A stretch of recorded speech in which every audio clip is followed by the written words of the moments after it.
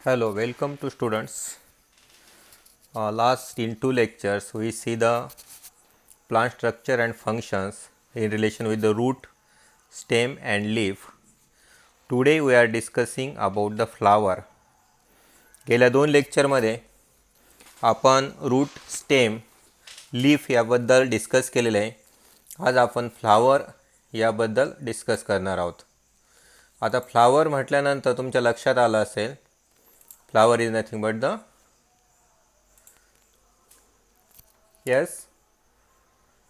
Flower म्हटल्यानंतर आपण म्हणतो फूल. तर फुलाबद्दल आपल्याला या ठिकाणी डिस्कस करायचं आहे. Here try this. Carefully observe a fully open hibiscus flower. काय करायचं आहे? Hibiscus flower. हिबिस्कस म्हटल्यानंतर आपण म्हणतो जास्वंद. जास्वंदाचं फ्लावर घ्यायचे आणि ते व्यवस्थित आपल्याला ऑब्झर्व करायचं आहे.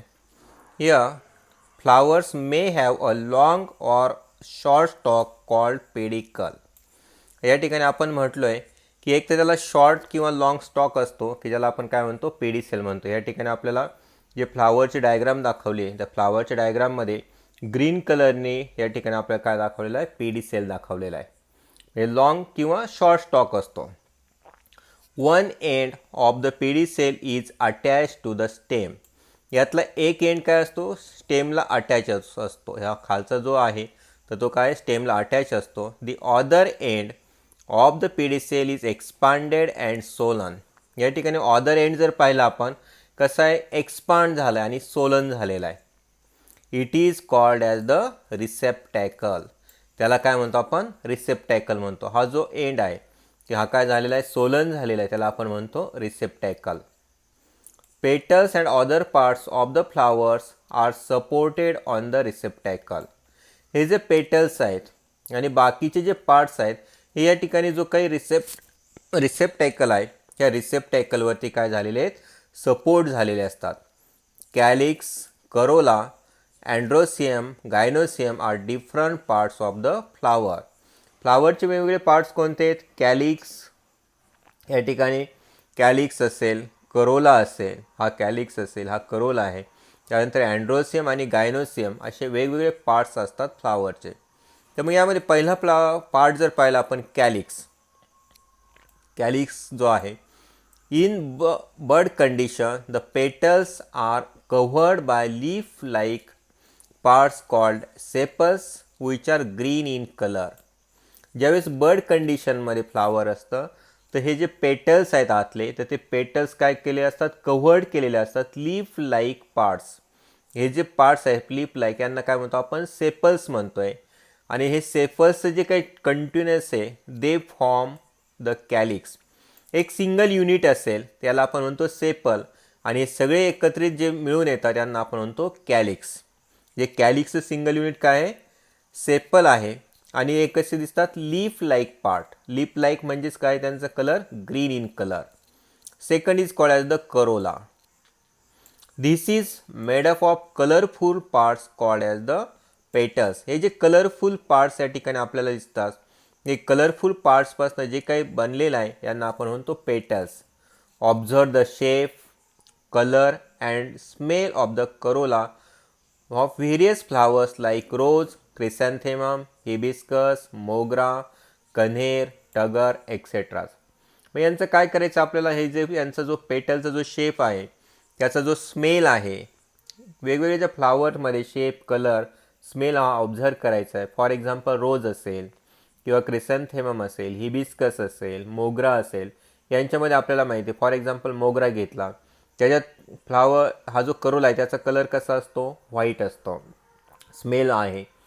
Then next part called as the androecium. आता तिसरा जो पार्ट आहे अँड्रोसियम हा पार्ट आपल्याला पाहायचा आहे. This is the male reproductive part of the flower. जो फ्लावरचा मेल रिप्रोडक्टिव्ह पार्ट हा कोणता आहे? तर अँड्रोसियम हा जो आहे तो मेल पार्ट आहे. It consist of स्टॅमेन्स.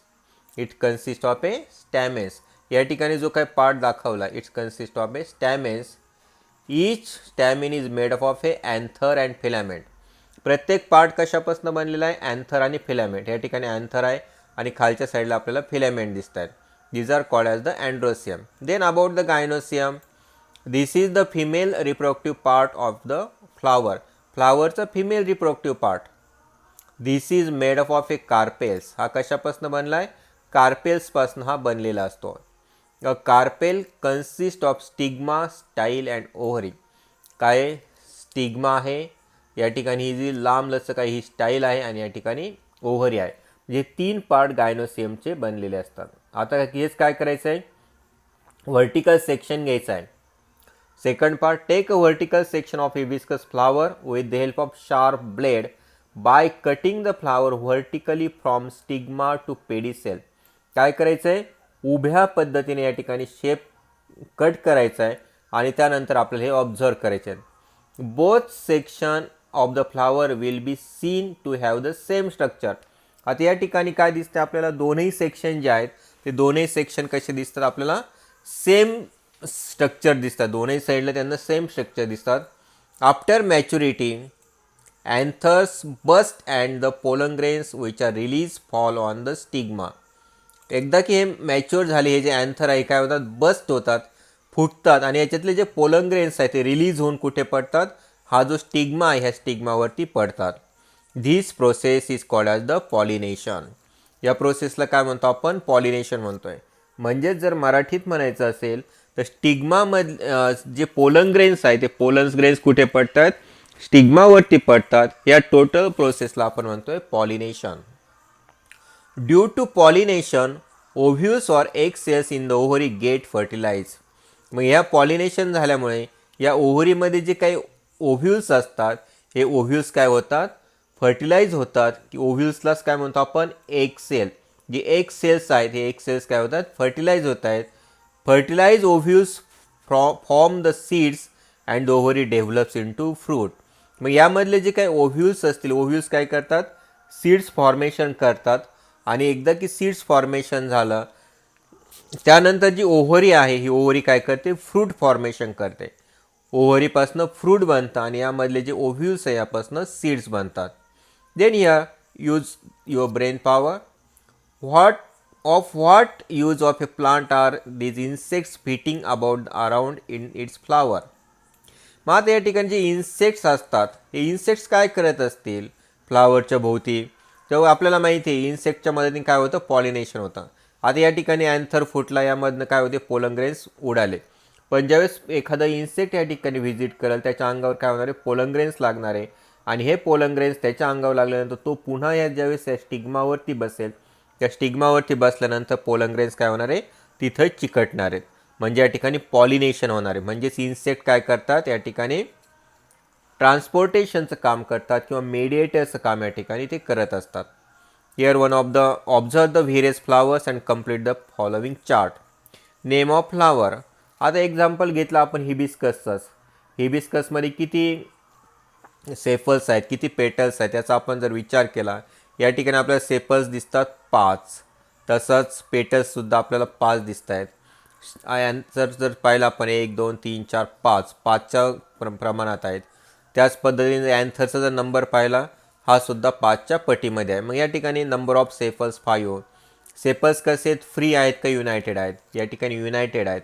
Number of petals 5 आहेत, फ्री आहेत का युनायटेड आहेत, तर फ्री आहेत. Form of the androecium and gynoecium. Androecium आणि गायनोसियमचा फॉर्म कोणता आहे, युनायटेड आहेत का फ्री आहेत, हे आपल्या ठिकाणी पाहायचं आहे. So these are in relation with the only flower. Flowers या ठिकाणी आपण पाहतोय. त्यानंतर next part called as the fruit. Fruit कशापासून डेव्हलप होते म्हणतो आपण, तो ओव्हरीपासनं फ्रूट डेव्हलप झालं आहे ते आपण म्हटलं आहे. या ठिकाणी we eat many different types of a fruits. या ठिकाणी वेगवेगळे फ्रूट्स दाखवले, त्यापैकी ते सगळेचे सगळे फ्रूट्स वेगवेगळे डिफरंट टाईप्स आहेत ते आपण खात असतो. Each type of the fruit has its own characteristics. प्रत्येक फ्रूटचं कॅरेक्टरिस्टिक्स सेपरेट आहेत. There are variations in their shape, colour, taste etcetera. Mango contains only one seed, whereas jackfruit consists of many small fruitlets which with its own seeds. आता मँगोमध्ये जर पाहिलं तर एकच seed असेल, परंतु त्या ठिकाणी जॅकफ्रूट जर पाहिलं तर एक छोटे छोटे काय फ्रुटलेट्स आहेत आणि फ्रुटलेट्समध्ये पुन्हा सीड्स आहेत. म्हणजे नंबर ऑफ सीड्स त्या ठिकाणी असतात हे आपल्याला माहीत आहे. सेकंड एक्झाम्पल घेऊ. Observe the fruits of ber, ziziphus, mango, chikoo, apple etcetera. What do you observe. आता या ठिकाणी जर बेर पाहिलं आपण तर बेरमध्ये काय एकच सीड आहे. मँगोमध्ये सुद्धा एकच सीड आहे. परंतु चिक्कूमध्ये जर पाहिलं तर नंबर ऑफ सीड्स आहेत. ॲपलमध्ये सुद्धा नंबर ऑफ सीड्स आहेत. त्याची टेस्ट पण वेगळी, त्याचा कलर वेगळा आहे, त्याची साईज वेगळी आहे. Each fruit has a different skin or shell, fleshy part and seed. काय ऑब्झर्व केलं आपल्याला, स्किन कशी वेगळी आहे किंवा त्याचं जे शेल कसं आहे वेगळं आहे. काही फ्लेशी आहेत, फ्लेशी पार्ट कसा आहे वेगळा आहे, सीड्स वेगळे आहेत. या ठिकाणचे काही फ्रूट्स असतील. In case of fruits like cashew, its seeds is outside the fruit. Cashew nut जर आपण पाहिलं त्याचं काय सीड्स कसे आहेत, आउटसाईडला या ठिकाणी आपल्याला दिसतात. आपल्याला एक एक्सपेरिमेंट करायचं. Soak the seeds of pea, wheat, rice, jowar, groundnut in water for 3 to 4 hours. काय करायचे, सीड्स जे घ्यायचे पीचे, व्हीटचे, राईसचे, जवारचे आणि हे वॉटरमध्ये 3 ते 4 तास सोक करायचे. Press the seeds with the your fingers and observe them. फिंगर्सनं काय करायचे ते प्रेस करायचे आणि ऑब्झर्व करायचे. Which seeds get divided into 2 equal parts. कोणकोणते सीड्स इक्वल पार्ट्समध्ये डिव्हाइड होत आहेत आपल्याला पाहिजे. Seeds which get divided into 2 equal parts are called dicotyledons. Seeds do not divide into 2 equal parts are called as the monocotyledon seeds. आता seed जर आपण प्रेस केले आणि ते जर 2 पार्ट्समध्ये डिव्हाइड झाले तर त्यांना आपण काय म्हणतोय, डायकॉटिलॉन्स. आणि जर डिव्हाइड नाही झाले त्यांना आपण काय म्हणतोय, मोनोकॉटिलॉन्स. मग यामध्ये एक्झाम्पल जर घेतलं आपण व्हीटचं आणि ते आपण प्रेस केले तर ते 2 मध्ये डिव्हाइड होणार आहेत का, तर नाही होणार आहेत. म्हणजे ते काय झाले, मोनोकॉट झाले. जवार असेल ते सुद्धा डिवाइड होणार नाही, मोनोकॉट झालं. ग्राउंडनट जर घेतलं आपण, शेंगदाण्याचं बी टाकलं आणि ते जर आपण हे केलं तर 2 पार्ट्समध्ये डिव्हाइड होतं, म्हणजे ते काय डायकॉट आहे. तसेच हे पी वगैरे जर असतील तर हे सुद्धा काय होतं, डिव्हाइड होत आहेत, म्हणजे ते सुद्धा कसे डायकॉटिलॉन्स. या पद्धतीने आपला हा जो चॅप्टर आहे, सेकंड चॅप्टर या ठिकाणी काय होतोय, फिनिश होतोय. यावरचे जे काही क्वेश्चन आन्सर आहे ते आपण नेक्स्ट लेक्चरला पाहणार आहोत. थँक्यू. आपला हा जो चॅनल आहे हा एज्युकेशनल चॅनल आहे, तर आपल्या जास्तीत जास्त मित्रांमध्ये, मैत्रिणींमध्ये हा शेअर करा की जेणेकरून जास्तीत जास्त मुलांना त्याचा फायदा होईल. थँक्यू.